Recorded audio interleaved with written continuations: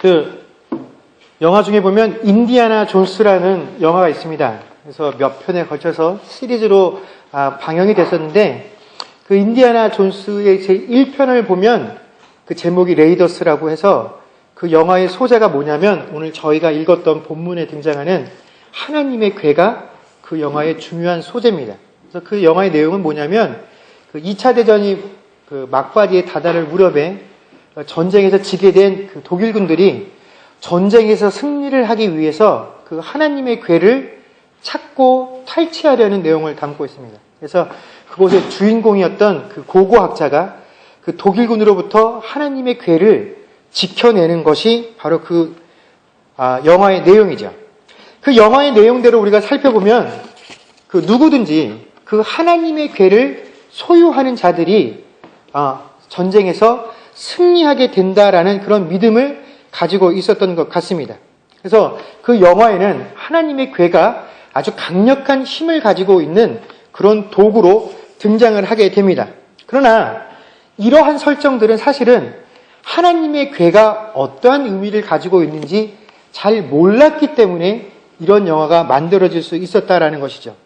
그들이 조금만 성경을 제대로 읽었다라고 한다면 결코 그 영화에서 하나님의 괴가 그런 식으로 소개가 되지는 않았을 겁니다. 여러분, 이 하나님의 법궤라는 것은요, 하나님의 임재를 상징하는 도구이지 하나님 그 자체를 의미하지는 않습니다.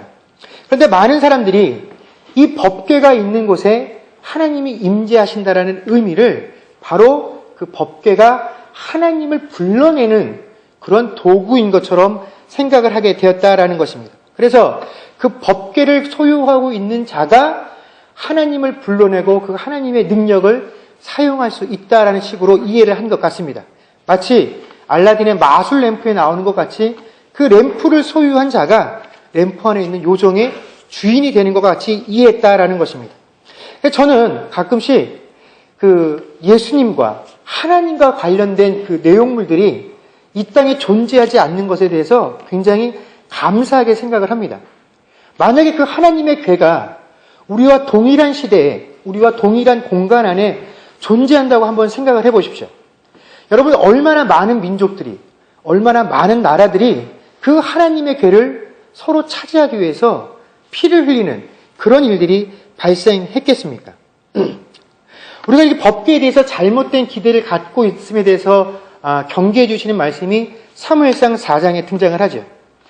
이 이스라엘 백성들이 블레셋 군대와 전쟁을 하게 되었는데, 그때 블레셋과의 전쟁에서 크게 패한 이스라엘이 어떻게 하면 우리가 이 이방 민족과의 싸움에서 이길까를 고민하다가 묘수로 생각해낸 것이, 그래, 하나님의 괴를 이곳으로 가지고 오자는 것이었습니다. 그래서 실제로 그 하나님의 괴를 대제사장의 아들이었던 홈니와 비느하스의 주도로 전쟁터에 이스라엘 진영으로 가지고 왔습니다. 그랬더니 이스라엘 백성들이 그 괴를 보고 그 마음속에 큰 힘을 얻어서 환호성을 질렀는데, 그 환호성 때문에 상대방의 어떤 블레셋 군대가 실제로 위축되었다라고 성경은 이야기를 합니다. 그런데 그런 자신감들을 가지고 나가서 전쟁을 했더니 어떻게 됐습니까? 그 전보다도 더 심각한 피해를 입고 그 전쟁에서 이스라엘 군대가 패했습니다. 심지어 그날의 전투에서 어떻게 됩니까? 하나님의 괴를 그 블레셋 군대에게 빼앗겨버리고 맙니다.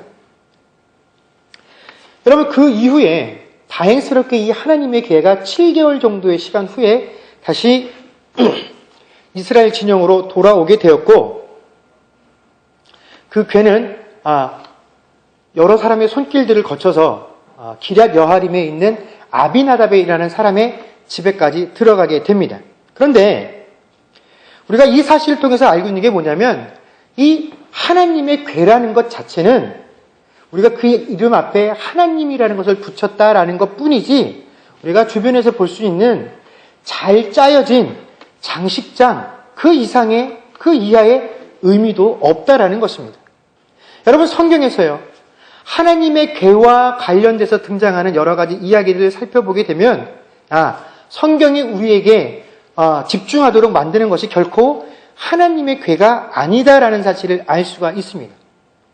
여러분, 이스라엘 백성들이 하나님의 괴를 메고 요단강에 발을 내디뎠을 때 그 요단강이 멈춰버렸습니다. 그런데 그 하나님의 궤가 요단강을 멈추게 한 것입니까? 아닙니다.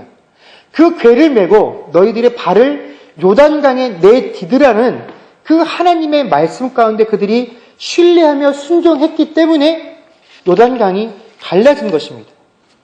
여러분, 그 하나님의 궤를 메고 이스라엘 백성들이 여리고성을 날마다 7일을 돌았습니다. 그리고 7일째 결국 그 여리고성이 무너지게 되었죠. 이 법궤 때문에 여리고성이 무너졌습니까? 아닙니다.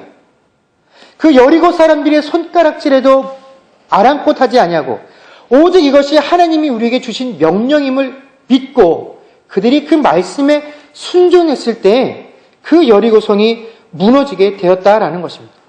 여러분, 법궤는요, 어떤 능력을 발휘하는 힘을 가진 도구가 결코 아니다라는 것입니다.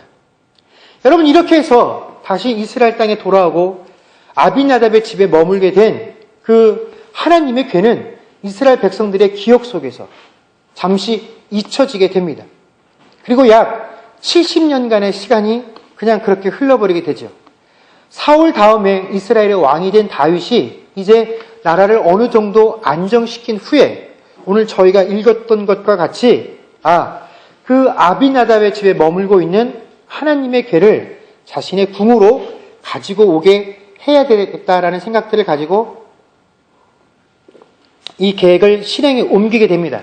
그리고 이 일을 실제로 실행한 사람은 아비나답의 아들이었던 우사와 아히오라는 인물이었습니다. 그런데 이 궤를 실어 나르는 가운데 뜻하지 않은 사건이 발생하게 되죠. 이 하나님의 궤를 실어서 나르던 소들이 기돈의 타작마당에 이르러서 날뛰기 시작했습니다. 그래서 이 상황을 지켜본 우사가 어떻게 합니까? 자신의 편을 펴서 그 궤를 붙잡았죠. 그랬더니 10절 말씀에 보면 우사가 손을 펴서 궤를 붙들므로 말미암아 여호와께서 진노하사 치심에 그가 거기 하나님 앞에서 죽으니라 라고 되어 있습니다. 여러분, 그 상황을 보고 우사가 한 행동은 딱 한 가지였죠. 뭡니까? 바로 손을 펴서 그 법궤를 잡았다라는 것입니다. 그런데 여러분, 한번 생각을 해보십시오. 자기 앞에, 자기 옆에, 자기 뒤에든지 소가 끌고 가고 있는 수레에 실어놓은 물건이 그 소가 날뛰므로 인해서 떨어질 수 있다라는 생각이 들어서 그것이 떨어지지 않도록 손을 내밀어 고정시킨 것이, 그것을 붙잡은 것이 뭐 그렇게 잘못된 행동이겠느냐 하는 것입니다. 과연 그것이 하나님 앞에서 진노를 받아서 죽어야만 할 만큼 크게 하나님 앞에서 잘못된 행동이었겠느냐 하는 것입니다. 여러분, 결국 그렇게 해서 이 계획은 실패하게 되고 다윗은 나중에 다시 이 법궤를 자신의 궁으로 옮겨야만 하는 상황이 벌어지게 됩니다. 그리고 나중에 다시 이 법궤를 옮기는 상황을 성경 역대상 5장 12절과 13절 말씀에 보면 이렇게 적어놓고 있습니다. 이 말씀을 역대상 5장 12절에서 13절 말씀입니다.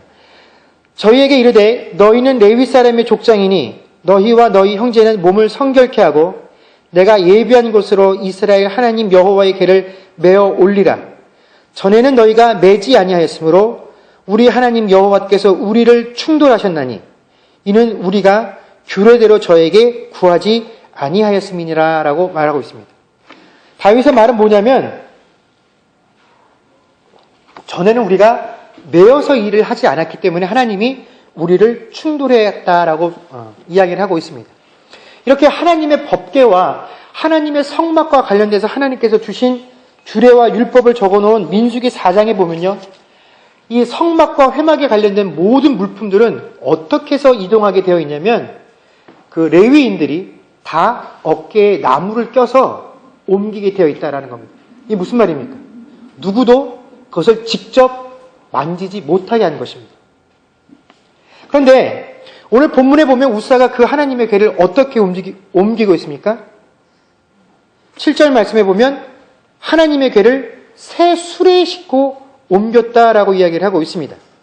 여러분, 물론 이것이 하나님께서 정하신 법은 아니었습니다. 그리고 다윗도 분명히 우리가 그때 매지 않고 수레에 싣고 옮겼기 때문에 하나님께서 우리를 충돌하셨다라고 고백을 합니다. 그런데 단지 이것 한 가지를 어겼기 때문에 무려 70년이라는 시간 동안 그 하나님의 궤를 옆에서 수종 들었던 사람을 치셨다라고 한다면 하나님께서 너무 잔인하신 분 아니냐라고 우리가 생각할 수 있다라는 것입니다. 그러면 과연 하나님께서 이 방법상의 오류 하나 때문에 그 우사라는 인물을 치셨느냐 하는 것입니다. 여러분, 처음에 이 블레셋 땅에 갔던 하나님의 궤가 다시 이스라엘 땅에 돌아올 때에도 어떠한 방법으로 돌아왔냐면 새 수레에 실려서 돌아왔습니다. 그리고 이 원래 하나님의 궤는요, 레위인들만이 매는 것이 원칙이지만 그 레위인들조차도 그 성막이나 하나님의 궤를 직접 쳐다볼 수가 없었습니다. 그래서 어떻게 되냐면 꼭 제사장들이 그 안에 들어가서 보자기로 그것들을 덮어야만 합니다. 그래서 모든 성막에 관련된 도구들을 레위인들도 직접 눈으로 보아서는 안 됩니다. 민수기 4장 10절에 뭐라고 되어 있냐면 그 일을 하는 레위인들조차도 너희 눈으로 직접 그것을 보면 다 죽게 될 것이다 라고 명령을 해주셨습니다. 그러니까 제사장들이 그 물건을 하나하나 다 덮어놓으면 그때 와서 레위인들은 단지 그것을 옮기기만 하고 그 옮길 때조차도 자신의 손이 직접 닿지 않도록 나무를 꿰어서 움직이게 해주셨다라는 것입니다. 그런데 블레셋 땅으로부터 이곳에 돌아올 때 새 수레 싣고 왔을 때에도 아무런 문제가 없었다라는 것입니다. 또 그 새 수레에서 법궤를 내리고 또 그것을 다시 베세메스에서 기럇 여아림으로 기럇 여아림에 있는 아비나답의 집으로 옮길 때조차에도 그 법궤가 모든 사람들에게 노출되어 있었음에도 불구하고 누구도 그 일로 인해서 한 번도 죽임을 당한 자는 없었다라는 것입니다. 그런데 오늘 본문 말씀에 보면 바로 우사가 하나님의 궤에 손을 대려다가 손을 댔다라는 이유로 죽게 되죠. 그 행동 때문에. 분명히 그렇기 때문에 여기에는 그 행동, 궤를 매지 않았다라는 것보다 더 중요한 이유가 있다라는 것입니다. 6절 말씀에 보면 다윗이 하나님의 그 궤를 옮길 때 그가 원래 시도하려고 했던 방법이 무엇이었습니까?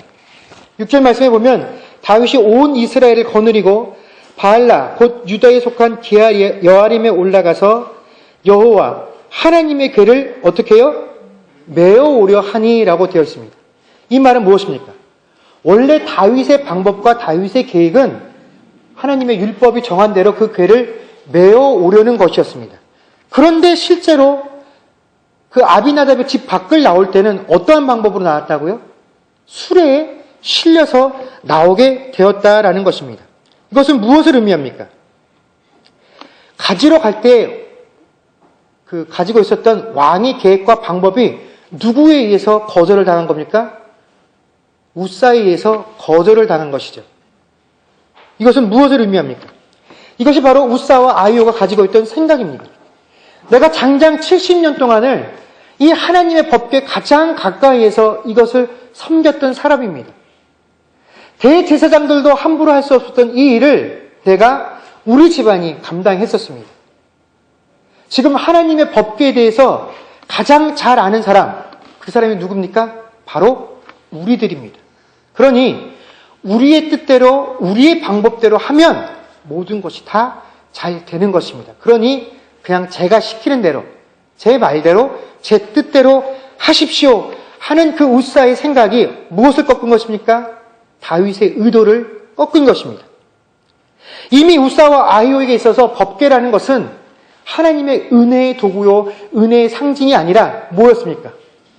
지금까지 내가 했던 그 공적을 드러내는 수단과 방법에 지나지 않게 되었다라는 것입니다. 그리고 많은 사람들이 이 우사와 아히오의 행동을 묵인해 주는 것으로 그들의 생각에 동의해 주었다라는 것입니다. 하나님의 말씀이, 율법이 분명히 메어서 옮기는 것이다라고 말씀해 주었음에도 불구하고 우리의 인간적인 생각들이 그래 70년 동안 그 집안이 이 일을 감당했는데 그래 그의 말에도 그의 의견도 타당하다, 충분하다. 그래서 어떻게 해요? 그의 생각에 동조를 해주는 것으로 그의 공로를 인정해 주었다라는 것입니다.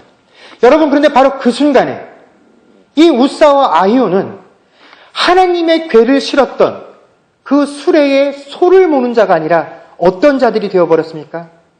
하나님을 몰고 가는 자들이 되어 있었다라는 것입니다. 여러분, 기돈의 타작마당에 이르렀을 때 그 소도가 날뛰는 그 사건은 어쩌면 하나님께서 우사에게 주셨던 마지막 기회였습니다.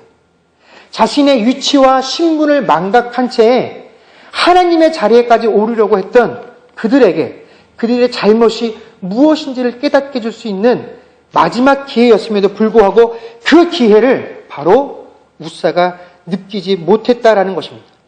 여러분, 성경은 분명히 그 소가 날뛰었다라고 묘사를 합니다.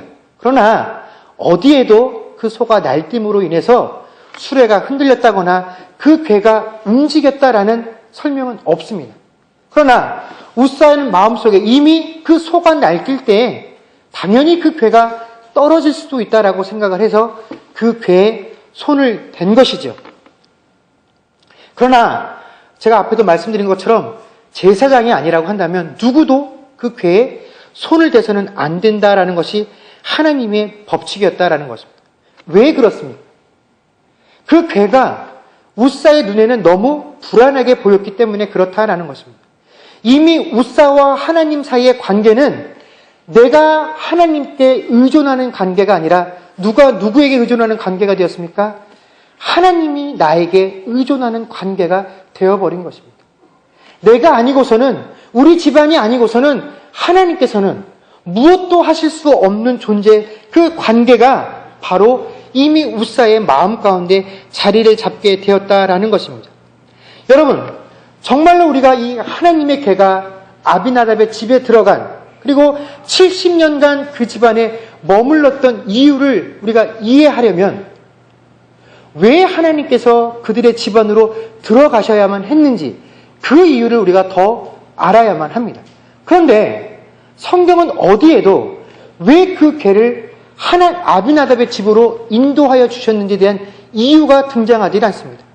그러나 우리가 분명하게 생각할 수 있는 것 하나는 뭐냐면 아비나답이 하나님의 궤를 자기의 집으로 인도하여 드릴 것만큼 그와 그 집안이 결코 거룩한 존재는 아니었다라는 사실입니다. 무엇입니까? 하나님의 궤가 그 집안으로 들어간 것은 하나님의 일방적인 은혜입니다. 하나님께서 선택하셔서 내가 그 집안에 머물기를 원한다라는 것이었고, 그가 받아 누려야 될 가장 큰 은혜는 뭐였냐면 내 집안으로 하나님의 궤가 들어왔다라는 그 사실 하나여만 하는데, 바로 70년간 그 궤와 함께 거주하면서 우사의 마음속에 그 하나님의 은혜가 온데간데 없어지게 되었다라는 것입니다. 그리고 한순간 그들의 마음이 유혹을 받았고 거기에 넘어가게 되어서 그 행동이 그가 지난 70년 동안 헌신을 온데간데 없게는 물거품으로 만드는 결과를 만들어내게 되었다라는 것입니다. 여러분, 우리가 아담과 하와의 예에서도 살필 수가 있지만 여러분, 유혹이라는 것은요, 우리 마음속에 없는 어떤 다른 죄를 집어넣는 것이 아닙니다. 유혹은 뭡니까?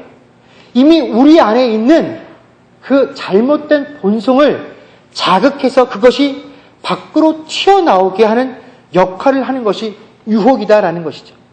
그렇기 때문에 오늘의 일 결과는 무엇을 보여줍니까? 우사가 아무리 아니라고 말을 해도 이미 그 마음 가운데 뭐가 있었다라는 겁니까? 충분히 유혹을 받을 만한 이유가 그 마음속에 존재하고 있었다라는 것이고, 그가 받은 유혹의 정체는 무엇이었습니까? 바로 사람에게 인정받고 싶은 마음이었다라는 것입니다. 여러분, 우리가 신앙생활 하면서 특별히 열심을 가지고 일한다고 하는 분들 중에 대다수가 나는 사람들은 몰라줘도 괜찮다, 하나님만 알아주시면 된다라고 고백들을 합니다. 그런데 대부분 그 하나님의 인정하심을 누구를 통해서 확인하려고 하냐면 꼭 사람들의 입술을 통해서 확인하려고 합니다. 그들이 나에게 대해주는 행동들을 통해서 확인하려고 합니다. 그래서 사람들이 내게 칭찬해주지 않고 사람들이 입술로 나를 격려해주지 않고 그들의 행동이 나에게 드러나지 않으면 내가 아무리 하나님 한 분만 알아주시면 돼요라고 말을 함에도 불구하고 항상 우리가 이 웃사와 같은 유혹에 약해지게 된다라는 것입니다. 그리고 하나님, 사람의 입술을 통해서 인정받지 못하다 보니까 스스로 내가 한 행위, 내 행동들, 내 마음들을 사람들에게 어필하려다 보니까 어떻게 하게 됩니까? 자꾸 내 경험들을 이야기하게 된다라는 것입니다. 내가 한 행동들을 되풀이하게 된다라는 것입니다. 여러분, 그럴 때 하나님이라는 그 칭호는요, 결코 그 일이 거룩함을 드러내는 것이 아니라 그냥 그 하나님이라는 칭호로 하나를 통해서 내가 지금까지 해왔던 일이 얼마나 거룩한 일인지, 내가 지금까지 해왔던 그 모든 것들이 다 하나님께서 기뻐하실 만한 일이라는 것을 그냥 증거하려고 하는 것이지, 이미 하나님의 이름을 써버리는 순간에 그 하나님의 영광은 온데간데 없어지고 마는 것이다라는 것을 우리가 웃사의 상황을 통해서 알아야만 합니다. 그 순간에 하나님이라는 그 칭호는요, 내가 한 모든 행동에 액세서리에 지나지 않게 된다라는 것입니다. 바로 그렇게 될 때 우리는 누구라도 다 이 웃사와 같은 죄를 지을 수밖에 없다라는 것입니다. 여러분, 이 일을 접한 다윗이 무엇라고 고백을 합니까? 12절 말씀에 보면 그날에 다윗이 하나님을 두려워하여 이르되 내가 어떻게 하나님의 궤를 내 곳으로 오게 하리요 하고라고 고백을 합니다. 여러분, 이건 무슨 말입니까? 다윗의 회개지요. 다윗이 하나님의 궤를 자기가 머물고 있는 성으로 옮기려고 했던 것은 분명히 순수한 의도에서 행해진 것입니다. 처음에 다윗이 성전을 짓겠다라고 했었던 이유도 나는 이렇게 좋은 궁에 머무는데 하나님의 궤가 장막에 거하는 것이 마음에 걸렸기 때문에 성전을 짓겠다고 했던 것처럼 그가 이 하나님의 궤를 자신이 머무는 성으로 옮기겠다라고 하는 것도 하나님의 궤도 내가 머무는 곳만큼 화려하고 좋은 곳에는 있어야 하지 않겠나 하는 마음의 동기로부터 시작이 되었을 것입니다. 그러나 다윗의 마음속 더 깊은 곳에 잠재되어 있던 의식은 뭡니까? 결국은 그 하나님의 궤를 내 성 안에 갖다 놓음으로 누구를 더 높이고 싶었던 것입니까? 나를 더 높이고 싶었던 것입니다. 그 하나님의 궤가 내 성 안에 있다라는 것입니다. 몇십 년 동안, 오랜 시간 동안 누구도 하나님의 궤를 그 내 성 안에, 자신의 성 안에 둔 사람이 없었는데 내가 처음으로 하나님의 궤를 내 성에 머물게 한 자였다라는 그것이 내 통치를 더욱더 원활하게 만들 수 있었다라는 의식이 결국 다윗에게도 있었다라는 것입니다. 그래서 다윗이 웃사를 치시는 그 하나님의 모습을 보면서 이렇게 고백할 수밖에 없었다라는 겁니다. 그래, 내가 하나님께로 나아가야 하는 것인데 하나님을 나에게로 내가 끌고 오려고 했었구나 하고 비로소 다윗도 자신 안에 있었던 그 죄성을 인정하며 하나님께 회개한 것이 바로 12절의 고백이다라는 것입니다. 여러분, 이렇게 갈 길을 잃어버린 법궤는 어디로 향하게 됩니까?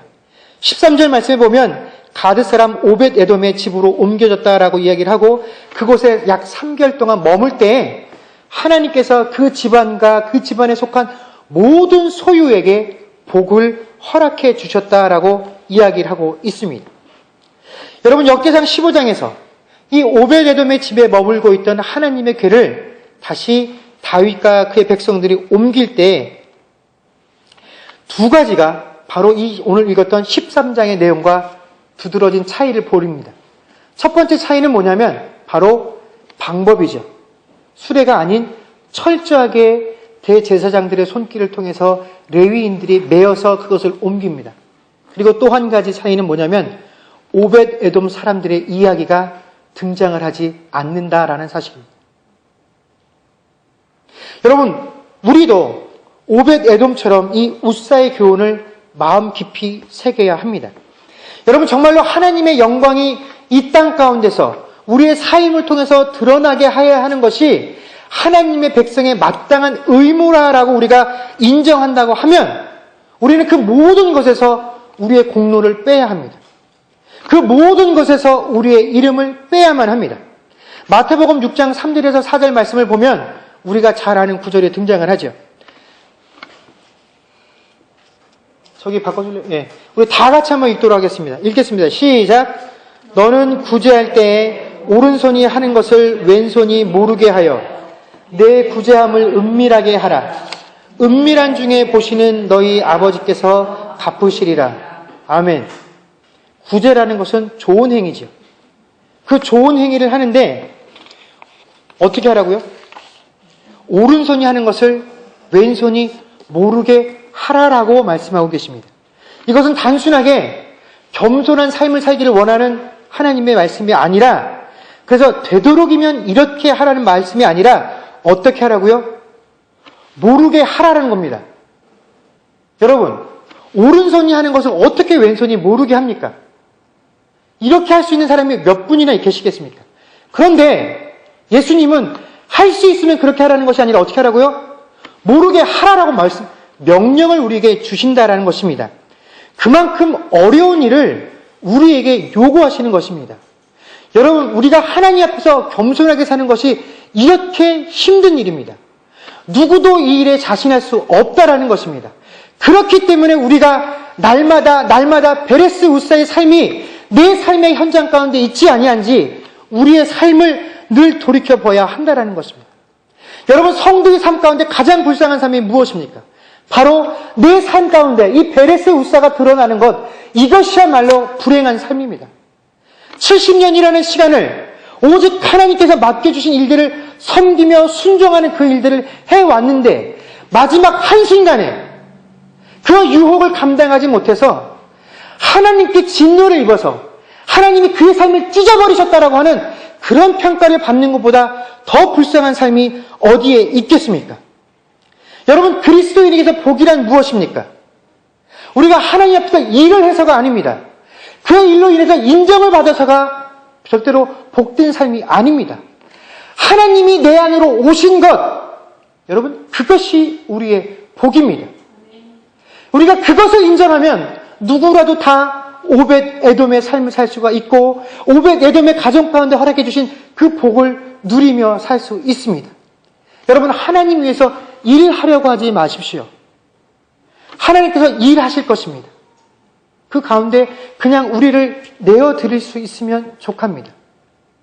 여러분, 그리고 정말로 하나님 한 분한테만 인정받는 사람들 되실 수 있기를 주의 이름으로 간절히 축원합니다.